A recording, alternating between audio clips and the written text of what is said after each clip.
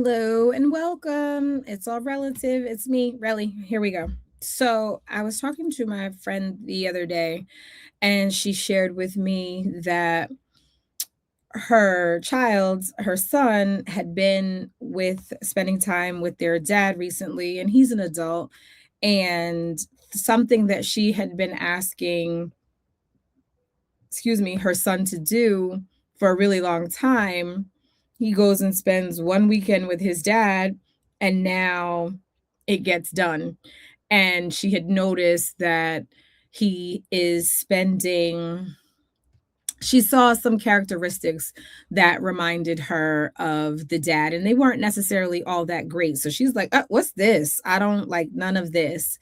And so we were talking about it, and she was like, Sherelle, it just isn't fair.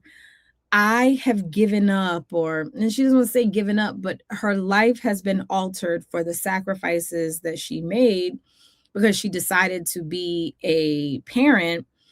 And her ex did not. He did not help. He did not make any sacrifices. And actually, he made things even harder for her. And he didn't put his hands in the same way that she did. And so she's like, he gets all the glory. And I had to share with her, yes, yes, girl, he gets all the glory.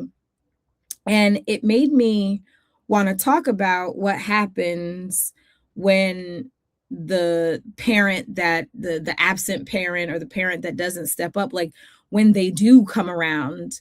And it's not so much that, her child doesn't appreciate all of her sacrifices. It's just that he don't know what it entailed in order to in order for her to be the parent that she was.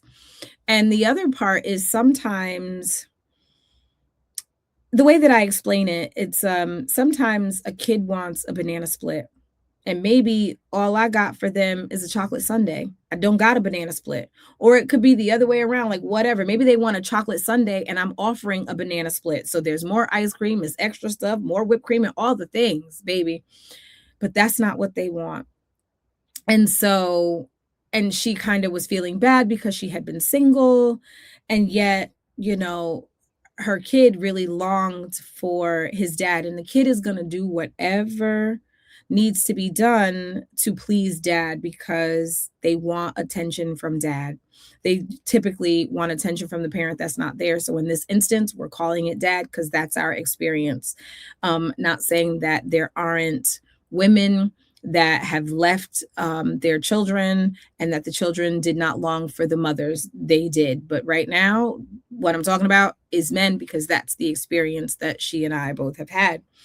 And so I had to share with her my own experience, which is my kid. I said I was going to do it, so I'm going to do it. Here it goes. It's a little something like this. One of my children's fathers, we have had a tumultuous, acrimonious relationship since I was pregnant with my kid. I ain't like them, and I don't think they like me much. During the pregnancy, I think I stopped talking to them. I was like 5.5 months pregnant, and I was like, I'm just done. I'm not talking. So he didn't get to participate in naming of the child, like nothing, because we had just this acrimonious relationship. And I was okay with that. Like, I'm fine with that, whatever. But I always felt like what was at the center for him was that he didn't want to pay child support. And he did a lot of things to not pay child support. And so, what ended up happening, my kid had a traumatic experience, and their dad used that time to, I feel like, prey on them. And that's all that I'm going to say. So they swung in and they were like, oh, it would be so wonderful, don't you think, if you came over here to live with dad? And I asked my kid, you want to go live with your dad? And my kid said yes. And so I went to court and I did not put up a fight. My kid wanted it. I signed the papers over. I could tell you to this day, I remember I was in the courthouse, and this is something like 10, 11 years ago. But I went to that courthouse cried on my way into the courtroom, cried in the courtroom, cried leaving the courtroom, to the point that the judge was like, "Are you okay?" And yes, I'm fine. Um, my kid wanted to go. I signed over custody to allow my kid to go to live with their dad. And I gotta say, it broke something in me. It crushed me in a way that I didn't know that I could be crushed. And if I'm being honest, I don't know that I've recovered from that pain. I just know I never wanted to feel anything like that again in my life. And there was a part of me that understood it. I understood why my kid needed to go with their dad. So cognitively with my head, I understood why my kid needed to go. They had been looking for this. They were hoping that this was going to be the thing that was going to make it all better, to have time and attention from their dad. And they got over there, and then I don't even know if it was 6 months later, but 6 months later, I had to go get my kid. And I say kidnap, but and in order to get the kid back, yes, kind of kidnap. It's a longer story, but whatever. I had to kidnap my kid to come back, and my kid did come back. And I always knew it was about child support. And why did I know it was about child support? I'll tell you how I knew that it was about child support. Because me taking my kid back without going to court, although I had gotten the petition, like I did everything I needed to do with the court papers in order to have our day in court so that the kid could be returned to me, because that's what the kid wanted. Um, but so I couldn't sign them back into school, and they lived about 40 minutes. Their dad lived about 40 minutes from me. So I had to call dad, and I made a deal with dad. And I said, "All right, I'll give you X number of dollars to return if you sign the kid back into school." And then they did. And so I knew that it was about child support, because if you felt like you were the better parent, that was the whole reason why you said you wanted them to come live with you. You felt like you were the better parent, you could do better by them, all the things, whatever. Then you just would have said, no, they're staying with me. That's what you agreed to. They agreed to. Everybody agreed, like, this is what's going to happen. But when money came to the table, they took the money. And so that's how I took it. Now, maybe that's not the case. I don't know. But for my child's life, still, they still want the attention of their dad. And I am labeled as the problematic parent. My child says that, I'm difficult to be around at times, and I am. So I don't disagree with them. And they need me to show up in a way that I guess I'm not able to show up, but I get painted as the villain, although their dad um is not very accepting of that kid. And dad told that kid that dad moved away and said that they could come to where dad lives, and they'd have to stay in a hotel.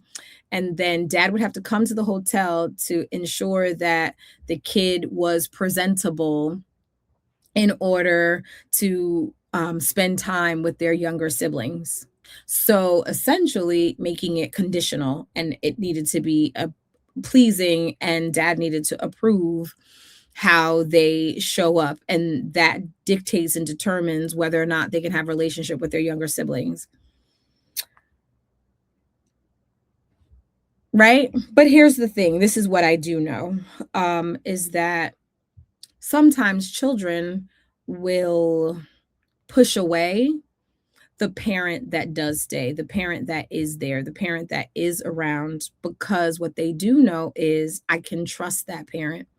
I trust that that parent has got my back no matter what, and it's unconditional. So it's almost like, yeah, I can put, mom on ice because she'll always be there, but I have to tiptoe around dad because I don't know that dad will always be there. They are trying to please the other parent in order for them to love them, to accept them, and they know they already have that from essentially in my situation, they know they already have that from mom. So they could fight with mom, bicker with mom cuz mom's not going anywhere. But dad has shown me that dad will go somewhere, dad will not have me around, not allow me around, and so I must be on my P's and Q's in order to be loved and cared for. And I know we talk about girls need their dads, boys need their dads too. Children need both mom and dad. And we really do a disservice to our children when there's only one. And I gave the banana split analogy. And I had to give this advice to my friend because she was feeling bad because she's like, I never had relationship. I've been single this entire time. So they never had a dad in the house. And I'm here to tell her, baby girl, that don't matter. You hear me? Because in my instance, I got married when I started dating my ex-husband when the children were young. So they were like 1 and 3. Maybe when I started dating, and they were only like 4 and 6 when we got married, something like that. Though that's how young they were. So they had a dad. My kids had a dad growing up. They had a stepdad, but he was here day in, day out. They didn't see any fighting, any arguing, things of that nature. We went out as a family, baby. On the Saturdays, I was running this place like a summer camp. Like, everybody put your green shirts on because we were going somewhere as we a family of 6. So and so if I lost anybody, I was like, all right, what shirt do I have on? Green. Okay, they're wearing a green shirt. Like, that's how I would do it. So we were always out. So I feel like they had the family experience, but that just goes to show that sometimes it doesn't matter. Kids want to know that they are loved, and they want to know that they're loved from the people, I guess, that they're supposed to be loved from, and by. And they want them showing up no matter what. They went to their dad's house every other weekend. So for me, I thought I'm doing the right thing. I'm married. We are a family in here. And then they go see their dad every other weekend, and we would split the holidays. So they were never not with dad for those times. Like, Thanksgiving and Christmas, like, they would go and spend the time and do the family thing. But it still wasn't enough, right? And so I say all that to say a banana split is better than, some raggedy old sundae. But if what you want is a sundae, it don't matter what you get. So it don't matter that they had a stepdad in here that they saw every day, that we had sit down family dinners with, and we were always doing something on the Saturday and Sunday. They were always in church, like very traditional values around here. It didn't matter. They wanted their dad. They wanted their dad to know that they were loved and that they were cared for. And they didn't get that. And so to see that wound, I had that wound myself as a girl. And then to see that wound show up in my children and my male children was also interesting. And I thought that having a dad changed that. Having a dad in the house changed that. Didn't change that. They wanted their dad. And I shared that so that my friend could not feel so bad about not having a dad. It didn't matter, and I know sometimes, the comments are, oh, you should know who you're picking and blah, blah, blah. Baby, let me tell you something. Yes, I would love for that to have been the case, but I also wonder, how come we never have conversation about men needing, or parents, if it's a woman that's missing, needing to just do so much better? Because it's not about fighting with me and what I want and how much child support and all those other things. There are children in the middle of this that are needed, and it shows up still in their adult lives. They still need their parents. They still want their parents. They want to be wanted by their parents, and not being wanted by your parent and your parent not showing up creates such a hole in one's life, and they go out into this world looking to fill that hole void with so many different things, and not all good, many times not good. And that's problematic, and we need to do better. And the other part of that, On the flip side of that, so now I talk about that on the one hand, but here's the part on the other side, which is, so my kid is moving out. One of my kids is moving out, and she's like, I'll just ask dad to do it. And there's a part of me that's like, you're gonna ask dad to do it. I want her to ask dad to do it. But also I'm like, oh, but that means I'm gonna miss out on, helping you move into your first apartment and so on and so forth.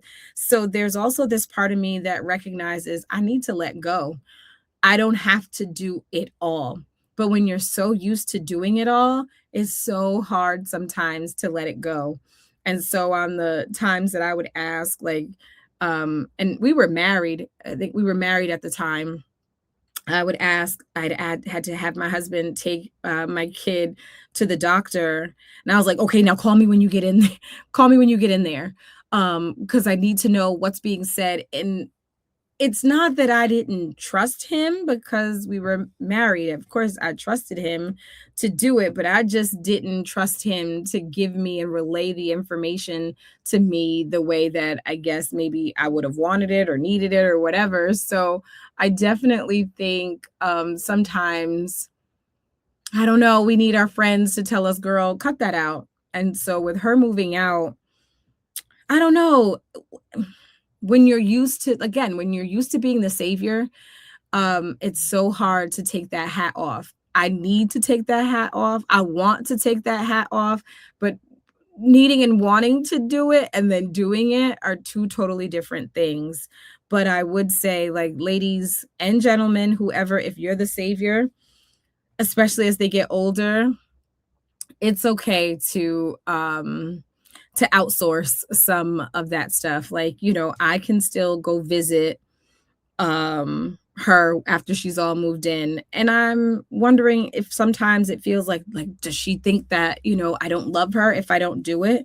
So is that what motivates me at times, I wonder?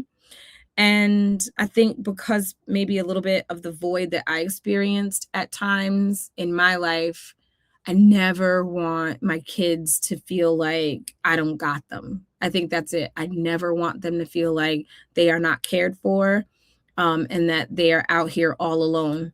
But sometimes, to my detriment, I show up, and I think maybe sometimes to their detriment, because I am a firm believer that, like, it's okay for you to fall on the ground. You gotta scrape your knees, you gotta hurt your butt, because that is also what builds character. So if they know I'm always there with the soft place to land, they might not learn lessons that they need to learn as soon as they need to learn them.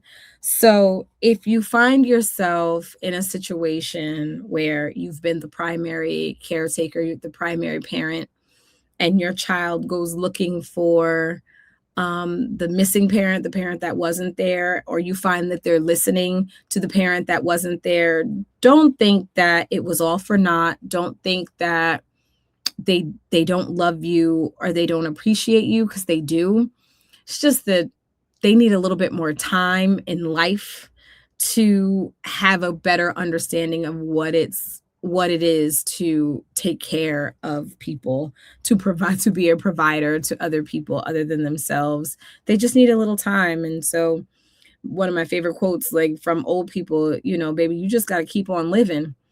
And that's true. When you live long enough, you will learn certain um lessons in life that you could only know once you've gotten older. Like, wisdom really is something that that you have to grow into. Anywho, I don't know. Drop down in the comments and let me know, like, if anyone is struggling with, kind of letting go or feeling like um it's not fair because they were the primary parent. Being the primary parent for children is really difficult. But again, sometimes, like myself, I need to calm down. I need to sit down somewhere a little bit and let and allow the other parent to show up and do some work and some heavy lifting. So I hope this helps. Anywho, you have a great one. Talk to you later. Bye.